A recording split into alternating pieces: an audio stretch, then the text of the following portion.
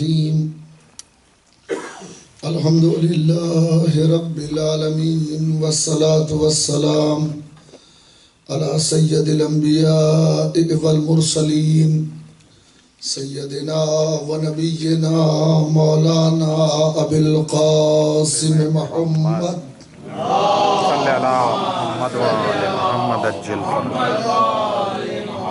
وآله الطيبين الطاهرين المعصومين المظلومين المنتخبين المنتجبين أما بعد فقد قال الله تعالى في محكم كتابه ومتقن خطابه قوله الحق وهو أصدق القائلين بسم الله الرحمن الرحيم إنا نحن نزلنا الذكر وإنا له لحافظون صلوات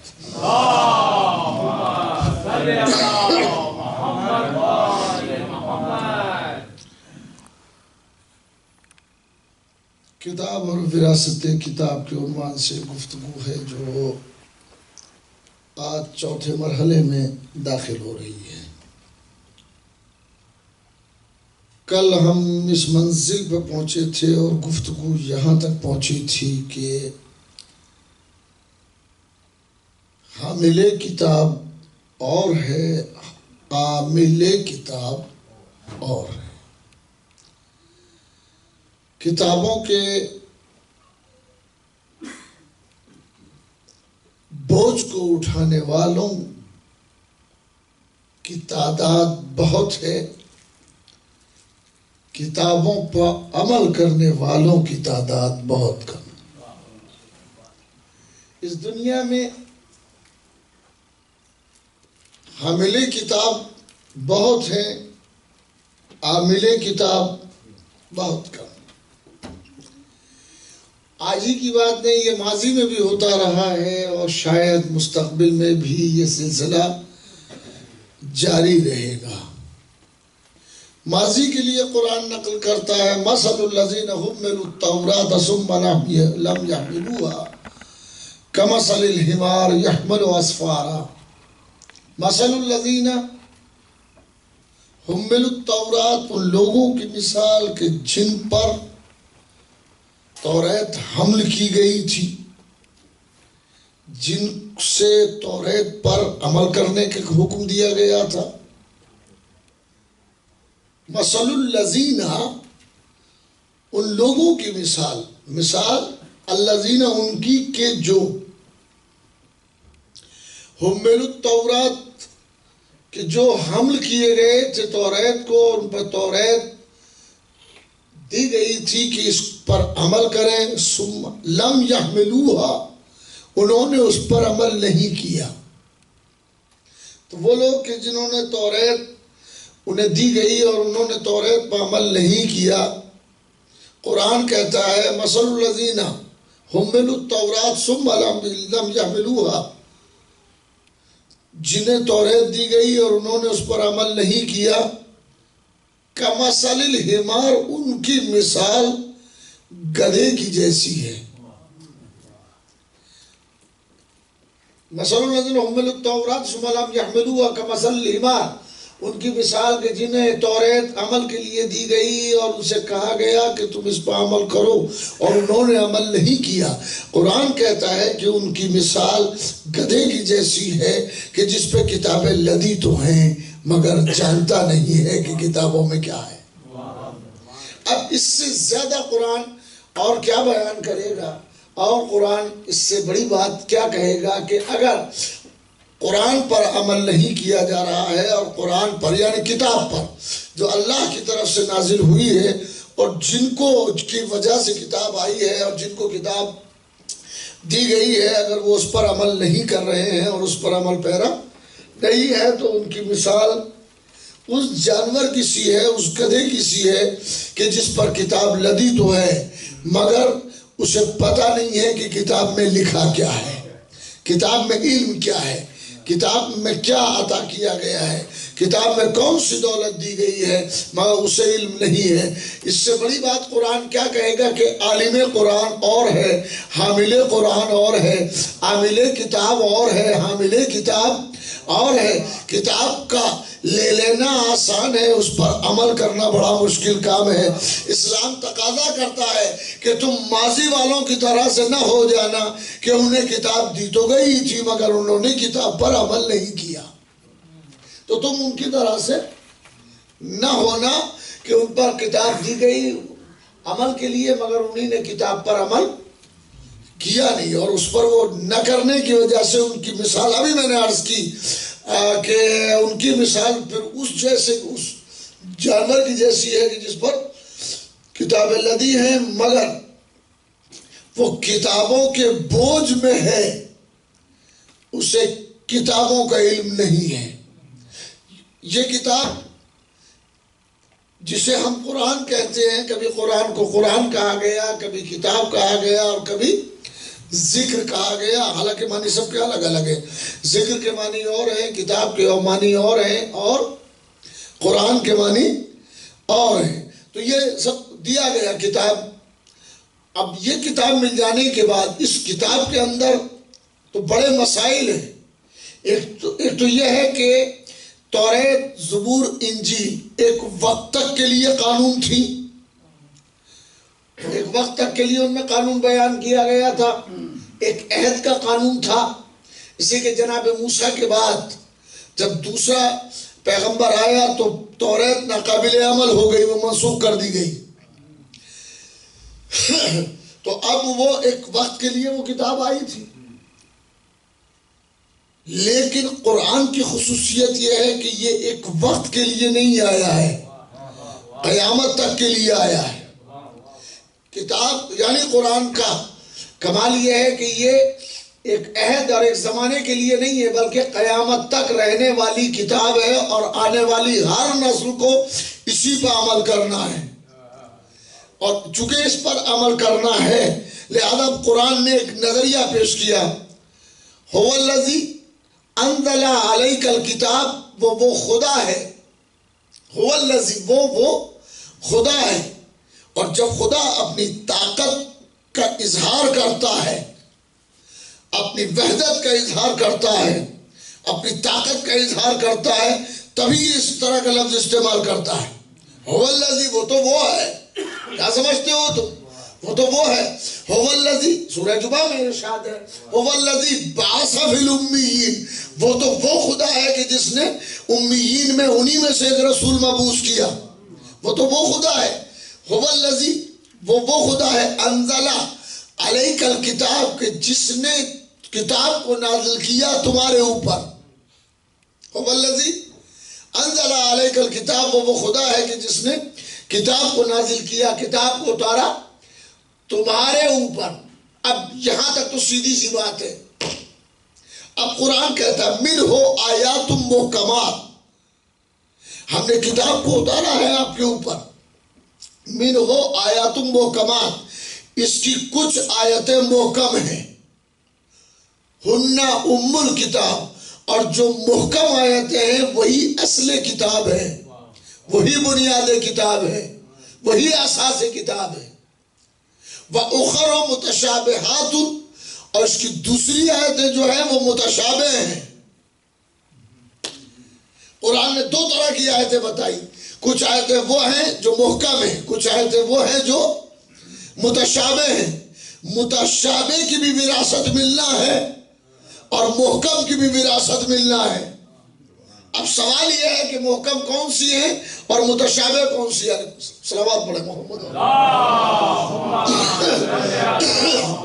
یہ بحث پہنچ رہی ہے نا، آئیے ایک منزل تک جانا ہے تو دھیرے دھیرے چلتے ہیں کہ هو الذی، وہ خدا ہے، انزل علیک الکتاب، کہ جس نے آپ کے اوپر کتاب کو نازل کیا، منہ آیات محکمات، کے جس کی کچھ آیتیں محکم ہیں، ہن ام الکتاب، اور جو محکم آیتیں ہیں وہی اس کی اصل کتاب ہے، وہی بنیاد ہے، وہی اساس ہے۔ وَأُخَرُ مُتَشَابِهَاتٌ، اس کی دوسری آیتیں متشابہ ہیں، متشابہ ہیں۔ اب یہاں تک قرآن کہنے کے بعد، کتاب میں یہاں تک بیان جاری کرنے کے بعد کہ ہم نے، یعنی اس کے معنی یہ ہوئے کہ اللہ نے قرآن میں دو طرح کی آیتیں رکھی، کچھ وہ ہیں جو محکم ہیں، کچھ وہ ہیں جو متشابہ ہیں۔ محکم آیتوں کے لیے مالک کہتا ہن ام الکتاب، وہ بنیاد کتاب ہے، وہ اصل کتاب ہے، وہ اساس کتاب ہے۔ وَأُخَرُ مُتَشَابِهَاتٌ، اور اس کی دوسری کتابیں جو ہیں وہ دوسری آیتیں متشابہ ہیں۔ اب ان کے لیے قرآن بیان جاری کرتا ہے کہ اُخَرُ مُتَشَابِهَاتٌ، اس کی دوسری آیتیں متشابہ ہیں۔ فَأَمَّا الَّذِينَ فِي قُلُوبِهِمْ زَيْغٌ فَيَتَّبِعُونَ مَا تَشَابَهَ مِنْهُ، بس وہ لوگ کہ جن کے دلوں میں ٹیڑھا پن ہے، پس وہ لوگ فَأَمَّا الَّذِينَ فِي قُلُوبِهِمْ زَيْغٌ، پس وہ لوگ کہ جن کے دلوں میں کجی ہے، فَيَتَّبِعُونَ مَا تَشَابَهَ مِنْهُ، وہ پیچھے لگ جاتے ہیں انہی آیتوں کے کہ جو اس کی متشابہ آیتیں ہیں۔ صلوات پڑھیں محمد والے جو ہے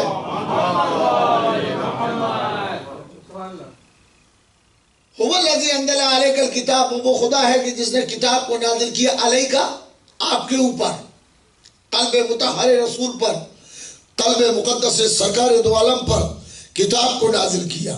هو الذی انزل علیک الکتاب، وہ خدا ہے کہ جس نے کتاب کو نازل کیا علیک، تم پر، منہ، اس کتاب سے ہیں آیات تم محکمات، کچھ محکم آیتیں، وَأُخَرُ مُتَشَابِهَاتٌ، اور دوسری آیتیں جو ہیں وہ متشابہ ہیں۔ فَأَمَّا الَّذِينَ فِي قُلُوبِهِمْ زَيْغٌ، پس وہ لوگ کہ جن کے دلوں میں ٹیڑھا پن ہے، یتبعون ما تشابہ منہ، تو قرآن کی کتاب کی انہی آیتوں کے پیچھے لگتے ہیں کہ جو اس کی متشابہ ہیں۔ کیوں لگتے ہیں؟ ابتغاء الفتنۃ، فتنہ برپا کرنے کے لیے، وابتغاء تاویلہ، اور اس کی تعویل، غلط تعویل کرنے کے لیے، غلط معنی بیان کرنے کے لیے، غلط تعبیر کرنے کے لیے، فتنہ پیدا کرنے کے لیے اس کی متشابہ آیتوں کے پیچھے لگتے ہیں، متشابہ آیتوں کے پیچھا کرتے ہیں، متشابہ آیتوں کو استعمال کرتے ہیں اپنے مقصد کے لیے، اپنے مطلب کے لیے، یعنی خود قرآن میں نہیں ڈھالتے، قرآن کو اپنی مرضی کے مطابق ڈھالتے ہیں۔ صلوات پڑھیں محمد والے۔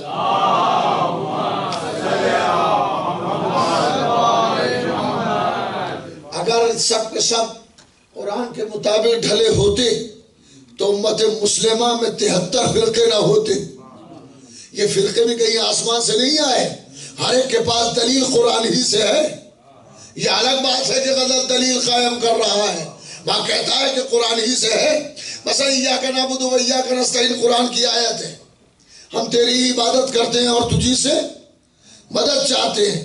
تو یہ اس کو پڑھنے کے بعد ایک فلسفہ ایجاد کر لیا کہ ہم اللہ کی عبادت کرتے ہیں اور اسی کی مدد چاہتے ہیں، اسی سے مدد چاہتے ہیں، تو اب نہ کسی سے مدد چاہنا چاہیے۔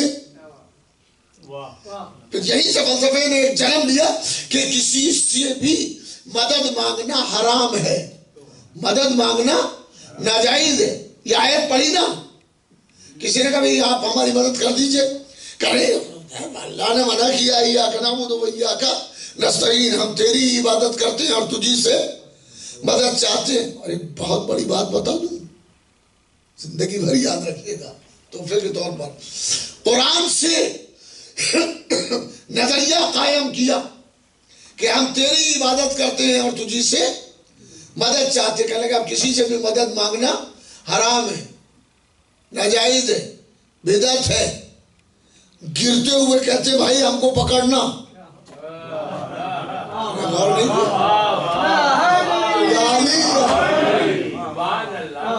ٹھوکر لگتی ہے تو کہتے بھائی ذرا سا، ارے بھائی کا سہارا کیوں لے رہے ہیں، چھت پہ جانا ہے سیڑھی کے بغیر نہیں چڑھتے، چلے جائیے نا۔ نہیں صاحب ابھی اس کو تو کسی کو کیوں پکارو، اللہ کو پکارو۔ نہیں، بے شک اللہ کا پکارنا ناجائز نہیں ہے، مگر ان بندوں کا پکارنا بھی ناجائز نہیں ہے کہ جنہیں اللہ نے پیدا ہی اس لیے کیا ہے کہ وہ بندوں کے کام آئے، ان کا وجود اپنی ذات کے لیے نہیں ہے، بندگان خدا کے لیے ہے، اور وہ اتنے عظیم ہیں کہ اگر 3 دن کی بھوک میں بھی کوئی روٹی کے لیے آ جاتا ہے تو انتہائی ضرورت میں بھی روٹی اپنے لیے نہیں بچاتے ہیں، اسے دے دیتے ہیں۔ تو قرآن ہے، اس پہ تو کوئی انکار نہیں کر سکتا۔ تو بات کیا ہے؟ فلسفہ بنایا اور ایجاد کیا، ایاک نعبد و ایاک نستعین، ہم تیری عبادت کرتے ہیں اور تجھی سے مدد چاہتے ہیں۔ تو انہوں نے کہا کہ صاحب اب کسی سے مدد چاہنا صحیح نہیں ہے، ہم قرآن میں پڑھتے ہیں اور نماز میں یہ بات کہتے ہیں اللہ کے حضور کھڑے ہو کے کہ ہم تیری عبادت کرتے ہیں اور تجھی سے مدد چاہتے ہیں، لہذا کسی سے نہیں چاہیں گے، اپنے بھائی سے چاہتے ہیں، مشکل کشا سے نہیں چاہتے۔ حالانکہ بڑے بڑے بزرگوں نے چاہی ہے، تعلیم بڑی پڑی ہے، مگر قرآن سے پوچھے کیا یہ بات، یہ نظریہ صحیح ہے؟ وہ کہتی یہی ہے کہ قرآن میں یہ ہے تو لہذا ہمارا نظریہ صحیح ہے، مگر تلاش تو کریں۔ قرآن کی آیت ارشاد ہوتا بسم اللہ الرحمن الرحیم، یا ایھا الذین، 1000 بار سے اوپر کی سنی ہوئی آیت سنا رہا ہوں، نہیں جاتا ہے کبھی دماغ ہمارا خود۔ اسی سال جب ہم پڑھ رہے تھے تفسیر تو اچانک دماغ چلا گیا، بات تو صحیح ہے۔ یا ایھا الذین آمنوا استعینوا بالصبر والصلاۃ، اے ایمان لانے والو مدد مانگو، استعینوا مدد مانگو، بالصبر صبر سے، والصلاۃ اور صلاۃ سے۔ یا ایھا الذین آمنوا استعینوا بالصبر والصلاۃ، اے ایمان لانے والو مدد مانگو صبر سے اور صلاۃ سے، یعنی نماز سے مدد مانگو اور صبر سے مدد مانگو۔ توجہ فرمائیں، اس کے معنی یہ ہے کہ قرآن نے یہ نظریہ قائم کر دیا کہ نماز بھی مدد کرتی ہے اور صبر بھی مدد کرتا ہے۔ 2 رکعت نماز کبھی انتہائی پریشانی میں پڑھ کے تو دیکھیے، حضور پروردگار خالص ہو کے یہ نماز بچا کے لے جائے گی، نماز بچا کے لے جائے گی۔ اور میں بچوں سے کہا کرتا ہوں، تو خیر کوئی بچہ 1-1.5 کے علاوہ نظر نہیں آ رہا ہے، صلوات پڑھے محمد والے محمد پر۔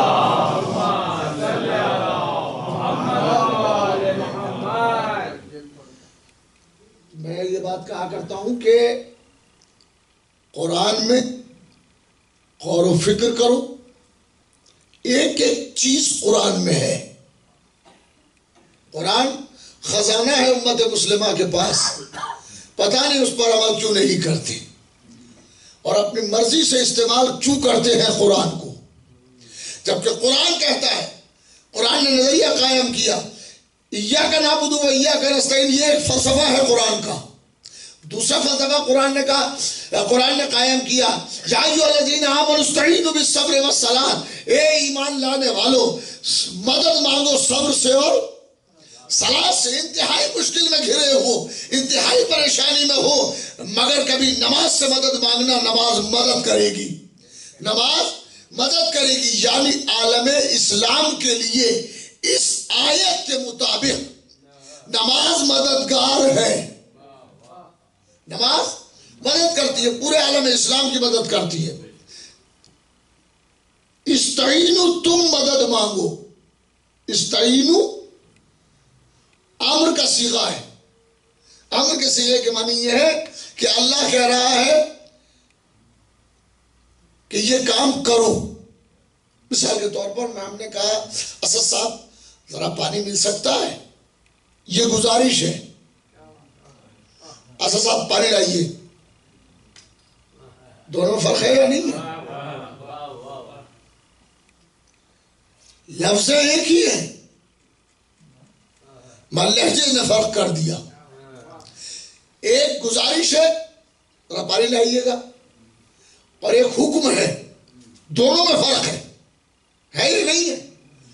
پہلی آیت میں جہاں یہ کہا گیا ایاک نعبد و ایاک نستعین، یہ بندے کا بیان ہے اللہ کے حضور، ہم تیری عبادت کرتے ہیں اور تجھی سے مدد چاہتے ہیں۔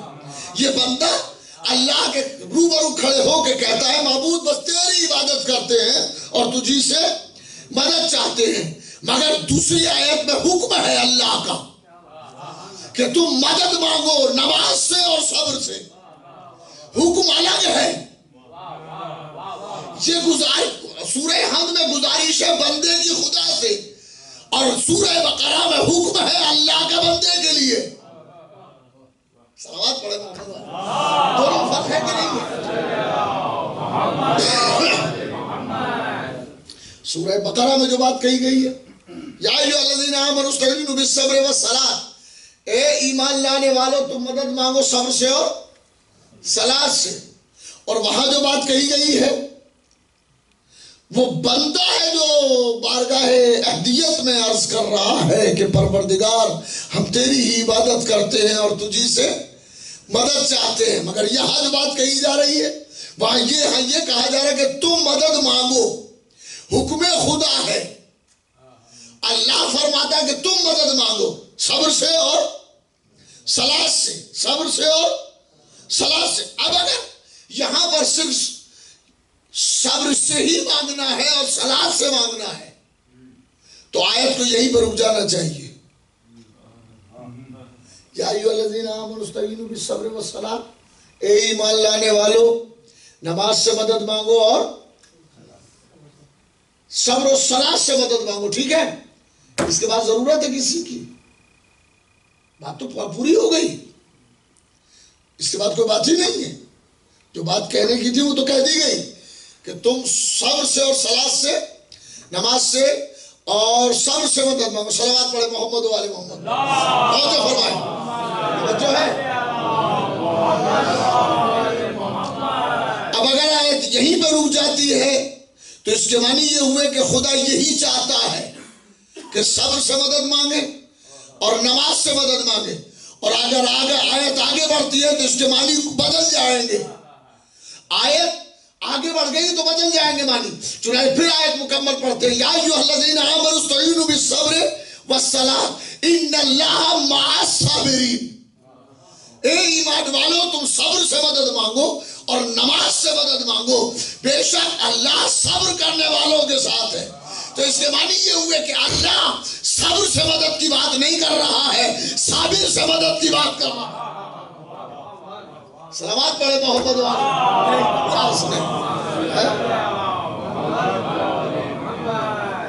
یا ایھا الذین آمنوا، اے ایمان والو استعینوا تو مدد مانگو بالصبر والصلاۃ، صبر سے اور صلاۃ سے.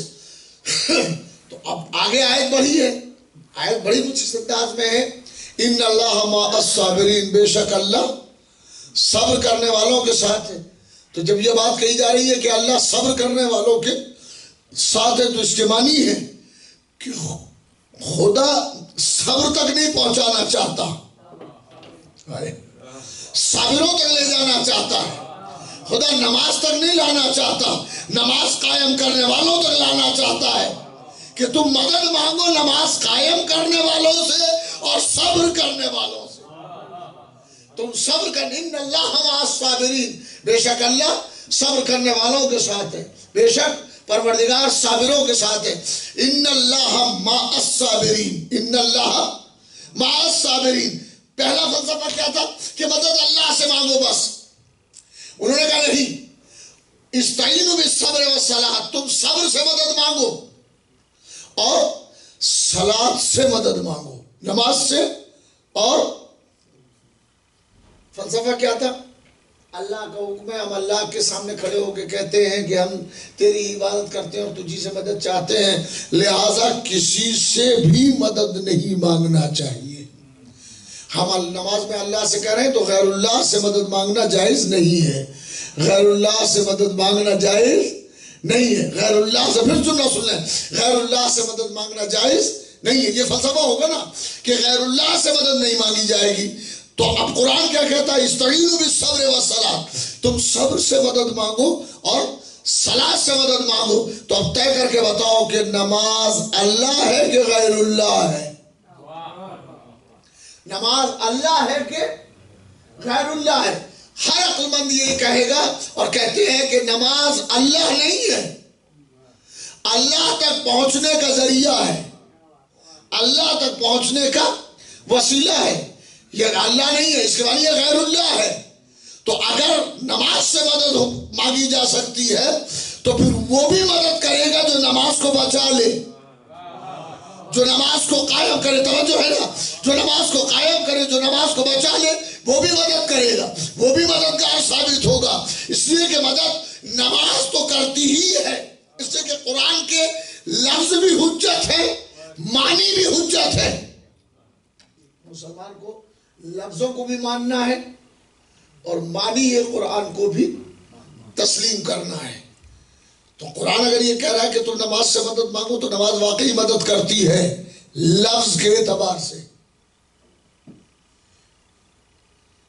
لیکن معنی کے اعتبار سے جب جائیں گے تو نماز سے مراد وہ ہے کہ جس نے نماز کو قائم کیا،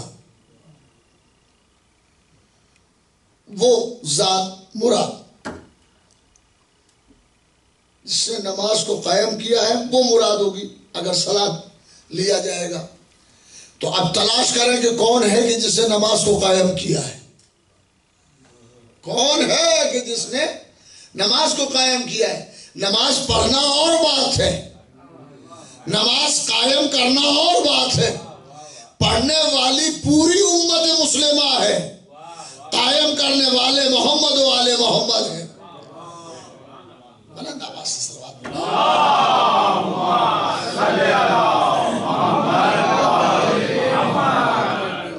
تو نماز قائم کرنے والے اور نماز پڑھنے والوں میں بڑا فرق ہے. یہ مجھے بحث نہیں کرنا ہے، اس پہ شاید بول بھی چکا ہوں میں کبھی، اب مجھے یاد بات نہیں ہے، مگر مجھے اس پہ بحث ہی نہیں کرنا ہے. نماز کے لیے معبود کہہ رہا ہے یا کسی اور چیز کے لیے کہہ رہا ہے؟ نماز مقصد ہے کہ تم نماز سے مدد مانگو یا ان سے مدد مانگو کہ جنہوں نے نماز کو قائم کیا ہے، جن کی وجہ سے نماز باقی ہے، جن کو دیکھ کے نماز یاد آتی ہے، جو نماز کے لیے نماز پڑھتے ہیں. نے غور نہیں کیا؟ جو نماز کے لیے نماز پڑھتے ہیں. ہر آدمی نماز کے لیے نماز نہیں پڑھتا، فوراً ہاتھ اٹھا کے دعا کرتا پروردگار مجھے روزی دے، پروردگار مجھے صحت عطا فرما. حرام نہیں ہے مانگنا، مگر یہ طے ہوتا ہے کہ یہ غرض مند ہے. کچھ وہ ہیں کہ جنہوں نے نماز کو نماز کے لیے پڑھا ہے. علامہ اختر زیدی کا شعر پڑھ رہا ہوں، خدا کرے کہ پہنچ جائے، کہ 1000 سر ہیں نمازیں جنہیں بچاتی ہیں. 1000 سر ہیں، 1000 سر ہیں نمازیں جنہیں بچاتی ہیں. نماز کو جو بچا لے وہ سر حسین کا ہے. یا علی یا علی، اللہ اکبر اللہ اکبر. اور محمد و آل محمد صلی اللہ.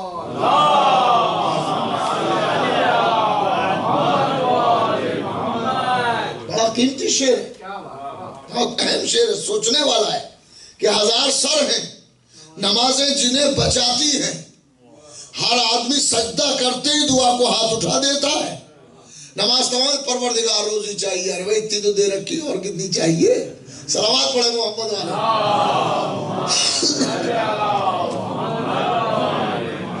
1000 سر ہیں نمازیں جنہیں بچاتی ہیں. نماز کو جو بچا لے وہ سر حسین کا ہے. پر ایک شعر اور ہدیہ کر رہا ہوں، خدا کرے کہ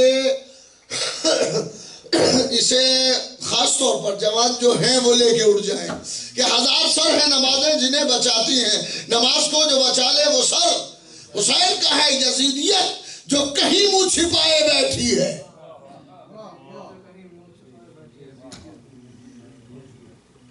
یزیدیت 1000 سر ہے نمازیں جنہیں بچاتی ہیں. نماز کو جو بچا لے وہ سر حسین کا ہے. نماز کو جو بچا لے وہ سر حسین کا ہے. اور یزیدیت جو کہیں منہ چھپائے بیٹھی ہے، خدا کا خوف نہیں، اس کو ڈر حسین کا ہے.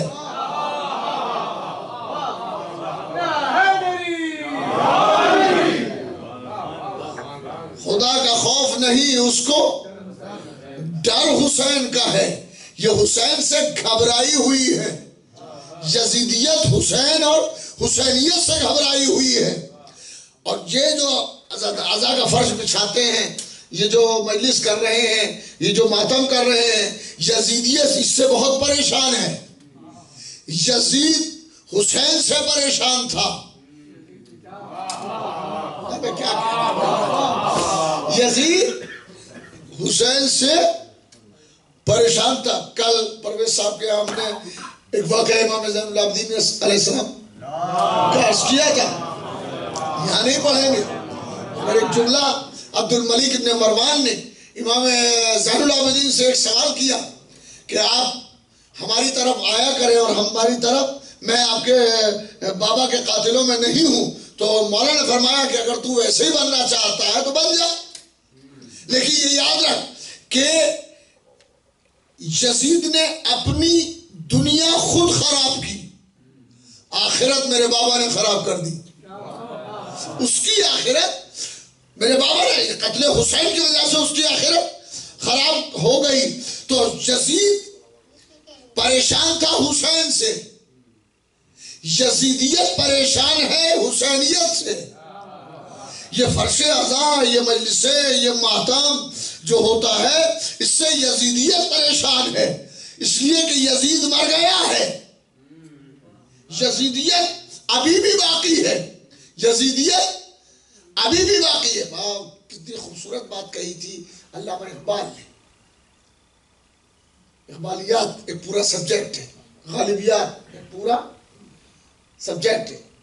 بعد اقبال پہ بحث کرتے ہیں اور ریسرچ کرتے ہیں اور تحقیقیں کرتے ہیں، کتابیں لکھی جاتی ہیں بعض غالب پر، اور انہوں نے فلسفے دیے ہیں زندگی کے. فرماتے ہیں کہ ستیزہ کار رہا ہے ازل سے تا امروز. شعر سنیں گے؟ ستیزہ کار لڑتا ہی رہا ہے، ستیزہ کار رہا ہے ازل سے، روز اول سے لے کے آج تک حق و باطل میں جنگ جاری ہے. ستیزہ کار رہا ہے ازل سے تا امروز، چراغ مصطفی سے شرار بولہبی. چراغ مصطفی کو شرار بولہبی بجھانا چاہتا ہے، مگر یزیدیت ابھی موجود ہے. یزید مر گیا، یزیدیت ابھی بھی ہے. اس کا علاج فرش عزا ہے، اس کا علاج مجلسیں ہیں، اس کا علاج ماتم ہے، اس کا علاج سوسخانی ہے، اس کا علاج مرقبتیں ہیں. یہ حسینیت جتنی بڑھتی جائے گی، یزیدیت اتنی روتی چلی جائے گی، دفن ہو جائے گی. میں شعر پڑھ رہا ہوں کہ ستیزہ کار رہا ہے، علامہ اقبال فرماتے ستیزہ کار رہا ہے ازل سے تا امروز، چراغ مصطفی سے شرار بولہبی. اور اب شعر سنیں کہ چراغ مصطفی سے شرار بولہبی. بہار کا شاعر، بڑا خوبصورت لب و لہجہ، مرثیے بھی کہے ہیں انہی نے. شعر سن لیں. ستیزہ کار رہا ہے ازل سے تا امروز، چراغ مصطفی سے شرار بولہبی. اور کسے خبر تھی کہ لے کر چراغ مصطفی، شعر سن لیں زندگی بھر یاد رکھیں. کسے خبر تھی کہ لے کر چراغ مصطفی جہاں میں آگ لگاتی پھرے گی بولہبی.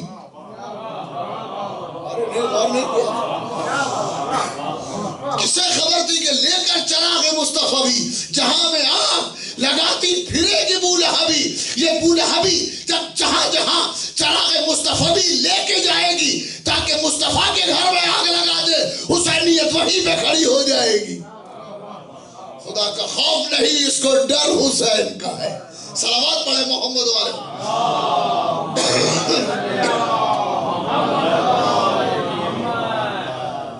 یا ایھا الذین آمنوا استعینوا بالصبر والصلاۃ. اے ایمان والو صبر سے مدد مانگو. اور تو یہ صلاۃ ہے کہ صبر ہے؟ اگر نماز پڑھے تو ہی مدد ہوگی؟ میں نے کہا نہیں، قائم کرنے والے مراد ہیں. اور نماز تو ہے ہی، نماز مدد کرتی بلا شبہ، اس سے کہ قرآن کا ظاہر بھی حجت ہے، جو لفظ ہے وہ بھی، اور جو معنی ہے وہ بھی حجت ہے. تو اب سوال یہ پیدا ہوتا ہے کہ وہ قائم کرنے والے ہیں کون؟ قائم کرنے والے ہے کون؟ دیکھیے قائم کرنے والے کا مسئلہ یہ ہوتا ہے کہ عزاداری اب ٹورنٹو میں بہت ہو رہی ہے ماشاءاللہ، کر بہت تو نہیں کہا جا سکتا، جتنی بھی کر لیں اتنی کم ہے، تو لفظ بہت یہاں پہ سیٹ ہی نہیں ہوتا۔ وہ تو عقل مند لوگ کہا کرتے ہیں اب ضرورت نہیں ہے، اب تازیوں کی ضرورت نہیں ہے، اب علموں کی ضرورت نہیں ہے، اب کالے لباسوں کی ضرورت نہیں ہے، اب سونے چاندی کے پنجوں کی ضرورت نہیں ہے۔ ارے سونے چاندی کے پنجے منت میں لاتے ہیں لوگ، منت میں لاتے ہیں، اور جو منتیں حسین سے اور علم سے جو منت مانگتے ہیں وہی دنیا میں لوگوں کی مدد بھی کرتے ہیں۔ میں نے بڑی بات کی، دنیا کی مدد بھی وہی لوگ کہتے ہیں نا کہ اب بھائی یہ اتنا اچھا مائک لانے کی ضرورت نہیں، اتنا اچھا پٹکا بنانے کی ضرورت نہیں ہے، سمپل سا پٹکا ہو تو NF چل جائے گا، کوئی مسئلہ نہیں ہے، اور جو اس میں پیسہ لگنا کسی غریب کو دے دیں۔ دنیا سے کبھی غربت ختم ہوئی ہے؟ غریب ختم ہوتے ہیں؟ دنیا سے غریب ختم ہوتے ہیں، غربت کبھی ختم نہیں ہوتی، اس لیے کہ غریب ایک ذات ہے، غربت ایک نعرہ ہے۔ یہ نعرہ کبھی خالی نہیں، کبھی نہیں جائے گا، یہ ایک زمانے چلا آ رہا اور چلتا رہے گا اسی طرح سے۔ مگر یزیدیت جو کہیں منہ چھپائے بیٹھی ہے، خدا کا خوف نہیں، اس کو ڈر حسین کا ہے، تو حسینیت کھڑی ہو جاتی ہے۔ جب بھی یزیدیت آتی ہے حسینیت فوراً کھڑی ہو جاتی ہے، اور حسینیت کھڑے ہونے کے بعد یزیدیت کو رکنے نہیں دیتی، اس لیے کہ نماز پڑھتے سب ہے، قائم کرنے والا کون ہے؟ یاد رکھیں، نماز پڑھنے والے سب ہیں، قائم کرنے والا کون ہے؟ بعد رسول، جملہ سنیں اور یاد رکھیں، بعد رسول کائنات کے سب سے بڑے نمازی کو علی کہتے ہیں۔ بعد رسول، اول رسول ہے، رسول کے بعد کائنات کا سب سے بڑا نمازی علی علیہ السلام ہے، اور کائنات کے سب سے بڑے صابر کو حسین کہتے ہیں۔ نہیں غور نہیں کیا آپ؟ ارے میں بہت دور لے گئے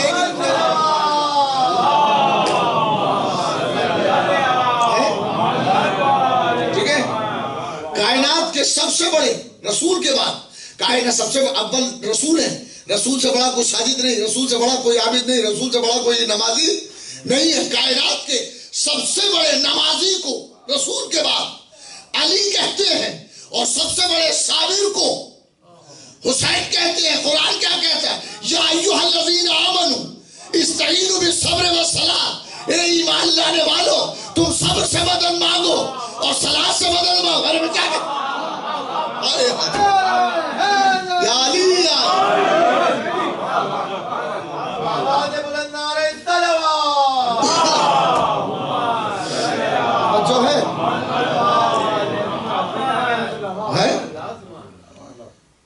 تو تم مدد مانگو، قرآن نے نظریہ پیش کیا ہے، تم مدد مانگو صبر سے اور صلاۃ سے۔ دیکھیں کبھی لفظ بولا جاتا ہے مراد کچھ اور ہوتی ہے، اور ہر زبان میں یہ باریکیاں ہیں، ہر زبان میں، ہمیں تو خیر 1.5-2 زبان آتی ہے، آپ لوگ ماشاءاللہ کئی زبانیں جانتے ہیں، تو آپ کو اندازہ ہوگا کہ ہر زبان میں یہ نزاکتیں ہیں کہ کبھی بولا کچھ جاتا ہے مطلب کچھ اور ہوتا ہے۔ کل حلیم بنا تھا نیاز میں، نیاز میں کل حلیم تھا، کسی نے پوچھا کہ وہ حلیم کھایا، کھا لیا نا؟ تو انہوں نے پلٹ کے کہا کہ ہم نے 3 پلیٹ کھائی۔ کتنی؟ تھرماکول کی پلیٹ ہے، چائے پی،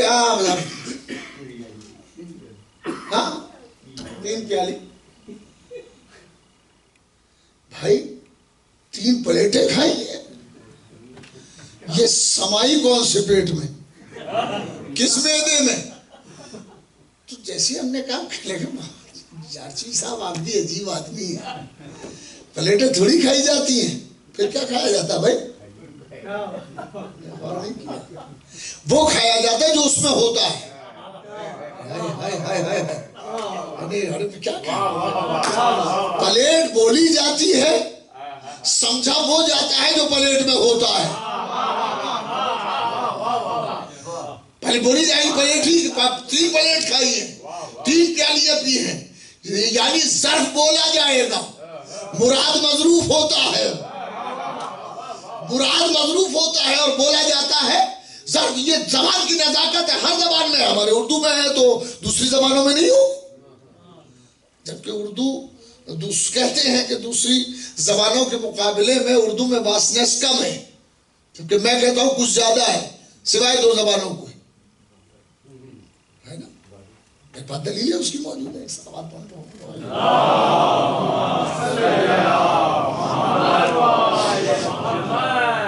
रिचेस्ट जो ज़बान कहलाती है वो अरबी कहलाती है। अरबी बहुत रिच ज़बान है। हमारे उस्ताद, हम जब पहली बार हज के लिए गए तो वो बिल्ली बिल्ली पता नहीं क्या क्या बोल रहे थे। हमने कहा हुजूर ये क्या बोल रहे हैं? ये अरबी बोल रहे हैं, सऊदिया ने, और क्या बोलेंगे, अरबी बोल रहे हैं। तो हमने कहा हुजूर ऐसी अरबी होती है? कह लगे ये सूखी है, तुमने जो पढ़ी है वो लिटरेरी ज़बान पढ़ी है, ये बाजारी ज़बान है, सूखी, सूख बाजार कहते हैं, और ये ज़बान और है और वो और है, बोली जाने वाली और किताबों वाली ज़बान और है। और फिर कहने लगे कि इससे फैली हुई ज़बान कोई है ही नहीं, इससे ज़्यादा पावरफुल ज़बान नहीं है कोई। एक लफ्ज़ के लिए इसमें बहुत, एक मानी के लिए बहुत से लफ्ज़ मौजूद हैं जो दूसरी ज़बानों में नहीं है।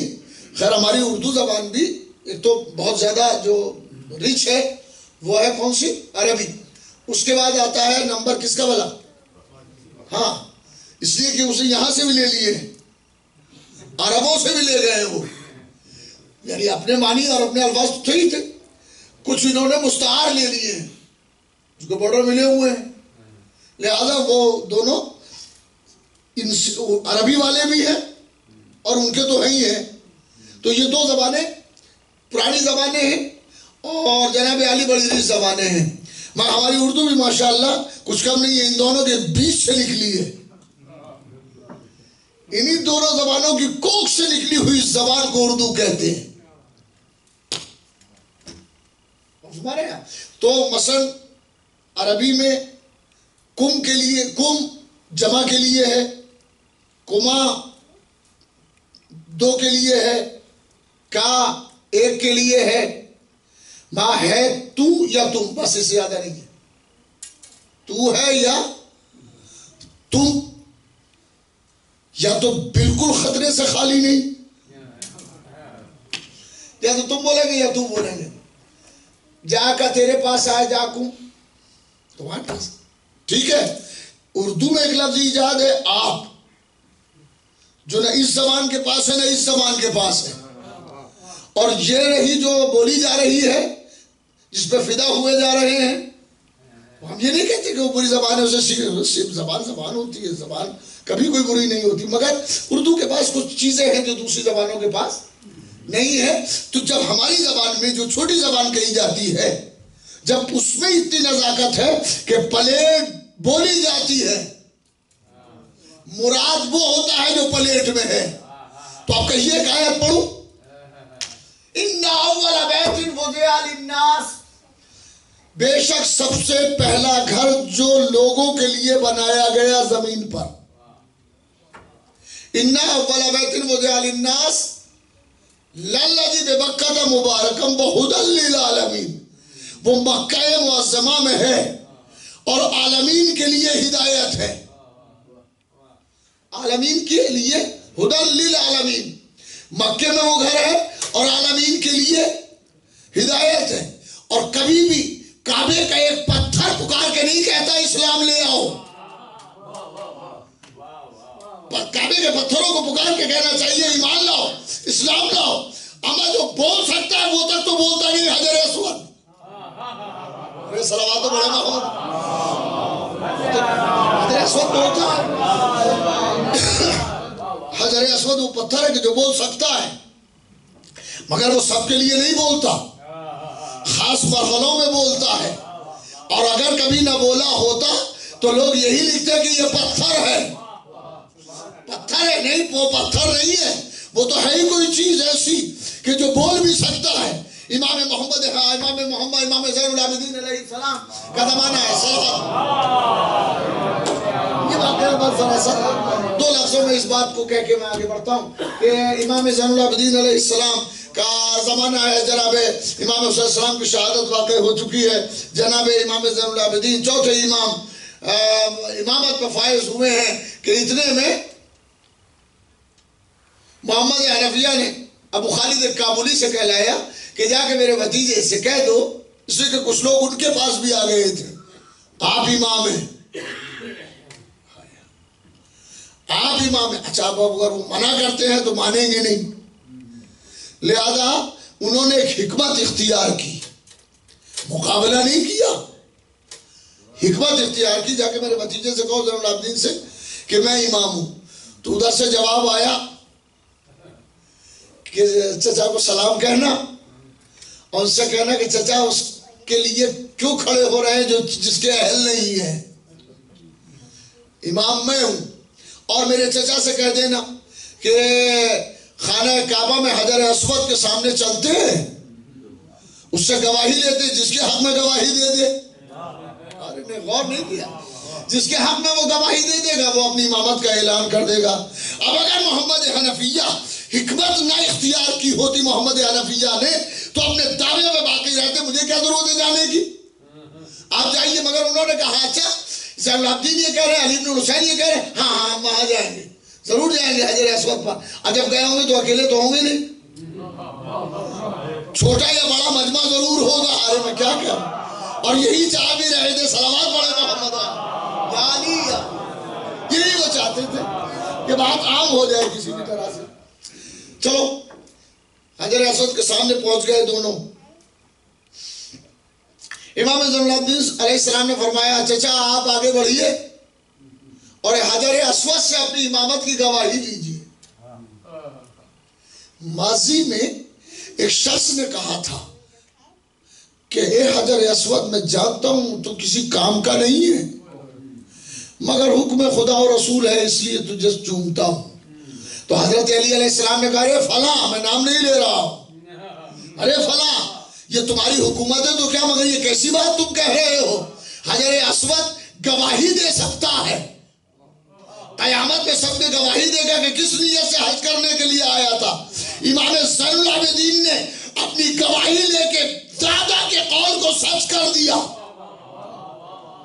ورنہ لوگ کہتے ہیں پتہ نہیں ہوا میں علی نے گدا نہ دے دیا ہو کہ بول سکتا ہے نہیں یہ بولتا ہے، علی نے پتہ نہیں صحیح بات کہی تھی کہ غلط. امام زین العابدین علیہ السلام نے حجر اسود سے گواہی لی اور حجر اسود نے گواہی دے کے اس بات کو ثابت کر دیا علی نے جو کل کہا تھا وہ صحیح ہے. علی علی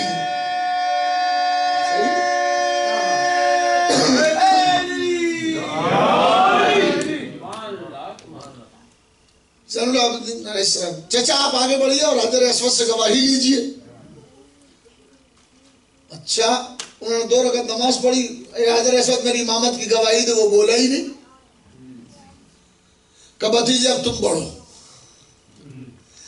امام زین العابدین علیہ السلام نے 2 رکعت نماز پڑھی اور حجر اسود سے کہا حجر اسود بتا کون امام ہے، کیا میں امام ہوں؟ بس حجر اسود سے آواز آئی، پتھر سے آواز آئی کہ بے شک میں گواہی دیتا ہوں کہ علی بن الحسین امام ہے واجب الاطاعت. غور نہیں کیا آپ نے، امام ہے واجب الاطاعت. یہ تاریخ میں واقعہ ہے، 2 باتیں ثابت ہو گئی. ایک تو علی علیہ السلام نے جس سے کہا تھا صحیح کہا تھا، اور دوسرے یہ کہ امام چاہے تو پتھر بھی بولتے ہیں. میں کیا کہہ رہا ہوں بھائی، امام چاہے تو پتھر بھی بولتا ہے، امام چاہے تو پتھر بھی بولتا ہے. یہ تو کربلا میں صبر کا امتحان دینا تھا. 4 مصرے پڑھ رہا ہوں، زندگی بھر یاد رکھیے گا، ایسے اس کٹ کے مصرے سننے کو کم ملتے ہیں. فخر موسیٰ کا اگر ایک اشارہ ہوتا، جناب موسیٰ نے دریائے نیل میں راستے بنا دیے تھے. کہتا ہے کہ فخر موسیٰ کا، شہزادہ گلریز رامپوری کی نے 4 دسمبر کی 3 کی بات کی کہ فخر موسیٰ کا اگر ایک اشارہ ہوتا تو بن کے اشتر سپہ شام کو ڈستا پانی. تو مسئلہ سنے زندگی بھر یاد رکھیے گا کہ فخر موسیٰ کا اگر ایک اشارہ ہوتا جو عصا ڈال کے اژدہا بنا دے. فخر موسیٰ وہ موسیٰ ہے جو عصا ڈال کے عصا کو اژدہا بنا دے. یہ فخر موسیٰ ہے امام حسین. فخر موسیٰ کا اگر ایک اشارہ ہوتا تو بن کے ازدر سپہ شام کو ڈستا پانی، اور تشنگی اس کی رسولوں کی تھی ضامن، ورنہ وہ اگر چاہتا تیروں سے برستا پانی.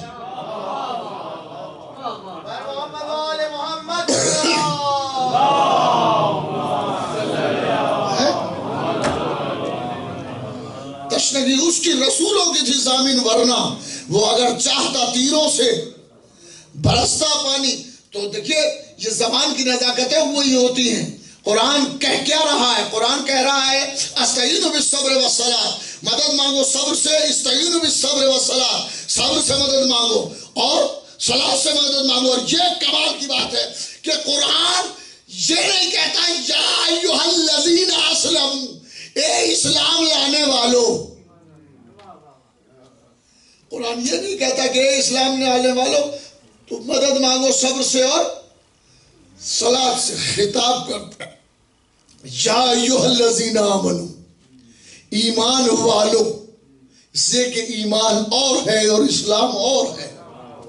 وہ صاحبان ایمان سے خطاب کرتے ہوئے کہتا ہے کہ استعینوا بالصبر والصلاۃ، تم صبر سے مدد مانگو اور صلاۃ سے مدد مانگو.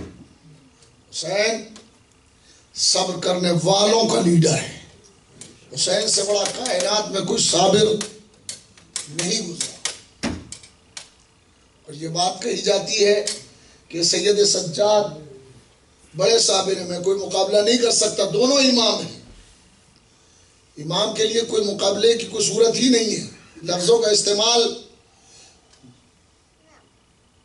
سید سجاد کی منزل پہ جو ہوتا وہ وہی، جو امام ہوتا وہ وہی کام کرتا جو سید سجاد نے کیا، اور حسین کی جگہ جو امام ہوتا وہ وہی کرتا جو امام حسین نے کیا.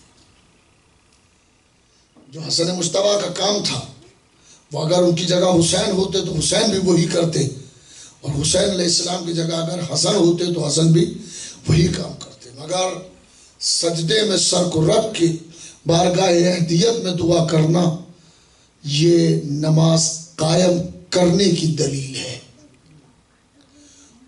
اور دلیل ہے کہ یہ وارث کتاب ہے. کتاب کی وراثت اس تک پہنچی ہے، یہ کتاب کی وراثت اس تک پہنچی ہے. ورنہ کٹا ہوا سر کبھی بولتا نہیں ہے. حسین کا سر نوک نیزہ پہ تلاوت کرتا جا رہا تھا.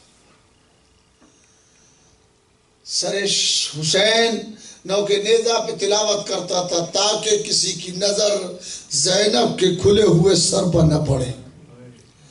حسین بار بار تلاوت کر رہے تھے، اور جدھر جدھر سے قافلہ گزرتا تھا اور حسین جہاں دیکھتے تھے کہ بلوائیوں کا ہجوم ہے، دیکھنے والے بہت جمع ہو گئے ہیں، حسین خطبہ، حسین قرآن پڑھنے لگتے تھے، اور لوگ دیکھ کے حیرت زدہ ہوتے تھے کہ یہ کون ہے، کس کا سر ہے. لگتا ہے کوئی ولی خدا ہے کہ جو نیزے پر قرآن پڑھ رہا ہے، نیزے پر تلاوت کر رہا ہے. حسین کے سر نے نیزے پہ بارہا تلاوت کی، اور جب اس تلاوت کرتے ہوئے سروں کو دیکھتے تھے تو لوگ کہتے تھے کہ ہم تو سنتے تھے کسی خارجی نے خروج کیا ہے، یہ تو حامل قرآن ہے، عامل قرآن ہے، یہ تو قرآن پڑھ رہا ہے. یہ کون سا سر ہے؟ کس کا سر ہے؟ فاطمہ کے لال کا سر ہے. میں نے کل شام کے سلسلے میں یہ بات عرض کی تھی کہ حسین علیہ السلام کے سر پر جب زینب کی نظر پڑی تو تڑپ کے کہا ماں جائے تیری آنکھوں میں آنسو کیوں ہیں؟ حسین، زینب نے بیویوں کو جمع کر لیا ہے، اور جمع کر کے کہہ رہی ہیں کہ میں دربار میں نہ جاؤں گی، اور اے بیبیوں آؤ میرے قریب، میں بد دعا کرتی ہوں تم سب آمین کہنا۔ بیبیاں زینب کے قریب آ گئی، ام کلثوم زینب کے پاس آ گئی، رباب زینب کے پاس آ گئی، ام لیلہ زینب کے پاس آ گئی، فضہ زینب کے پاس آ گئی، تمام بیبیاں زینب کبریٰ کے پاس آ گئی۔ تو زینب نے ہاتھوں کو اٹھایا، اور ابھی ہاتھوں کو اٹھایا تھا کہ سید سجاد نے آواز دی، پھوپھی اماں ذرا بابا کے سر کو تو دیکھیے۔ حسین کا سر، میرے بابا کا سر نوکے نیزہ پہ ہے، اور نوکے نیزہ پہ ذرا بابا کے سر کو دیکھیے۔ اور اب جو زینب نے سر کو دیکھا تو حسین کی بند آنکھوں سے آنسو بہ رہے تھے۔ بس زینب نے تڑپ کے کہا میرے بھائی کیا ہو گیا ماں جائے، کیا بات ہے، تیری آنکھوں میں آنسو کیوں ہیں، آنکھوں سے آنسو کیوں گر رہے ہیں؟ تو ایک آواز آئی، بہن دربار میں اسی طرح چلی جاؤ، ارے میرے اکبر کا خون رائے گا ہو جائے گا، میرے عباس کے بازو بیکار ہو جائیں گے، اے بہن چلے جاؤ۔ آپ بہن دربار میں آئی، زینب کی شان سے آئی ہے، اس کا اندازہ نہیں کر سکتے، مگر آؤ ذرا دربار سے کچھ پہلے بیویاں اپنی چھتوں پہ کھڑی ہوئی ہیں، اپنے گھروں کی چھتوں پہ بیویاں کھڑی ہوئی ہیں، اور ان بیویوں نے سروں کو آتے ہوئے دیکھا، ان میں ایک نوجوان کا سر تھا۔ کون نوجوان؟ علی اکبر کا سر۔ بائب شام کی بیویاں سامنے کھڑی ہوئی ہیں، اور کھڑی ہوئی بیویوں نے ایک جملہ کہا کہ ان میں ایک بیوی کہتی ہے کہ اے بیویوں تم سب میرے قریب آ جاؤ، میں ایک دعا کرتی ہوں تم آمین کہہ دینا۔ بیویاں اس بیوی کے قریب آئیں، اور اس نے علی اکبر کے سر کو غور سے دیکھا، اور ہاتھ اٹھا کے ایک دعا کی، اے پروردگار جس ماں کا یہ بیٹا ہو، جس ماں کا یہ لال ہو، وہ ماں اس کے مرنے سے پہلے دنیا سے اٹھ گئی ہو، وہ ماں اس وقت موجود نہ ہو جب اس کے نیزہ لگا ہو، جب اس کا سر قلم ہوا ہو۔ پر لیلا نے اس آواز کو سن لیا، پر لیلا نے تڑپ کے ایک جملہ کہا، ارے بی بی کیا کہہ رہی ہے، میں نے اکبر کے سینے سے لہو ابلتے ہوئے دیکھا، میں نے زخم سینہ کو دیکھا، میرے سامنے میرے اکبر کا سر قلم ہوا، ارے میں دیکھ رہی تھی جب اکبر کے نیزہ۔ اِنَّا لِلَّهِ وَإِنَّا إِلَيْهِ رَاجِعُونَ رِضًا بِقَضَائِهِ وَتَسْلِيمًا لِأَمْرِهِ۔ ایک مرتبہ سورہ الحمد اور 3 مرتبہ سورہ اخلاص پڑھ کر بزمی صاحب، لاڈلے مرزا صاحب اور ادارے سے متعلق جو مرحومین ہیں ان سب کی ارواح کے لیے، اور ان مومنین کی ارواح کے لیے کہ جن کا کوئی فاتحہ پڑھنے والا نہیں ہے، ان سب کو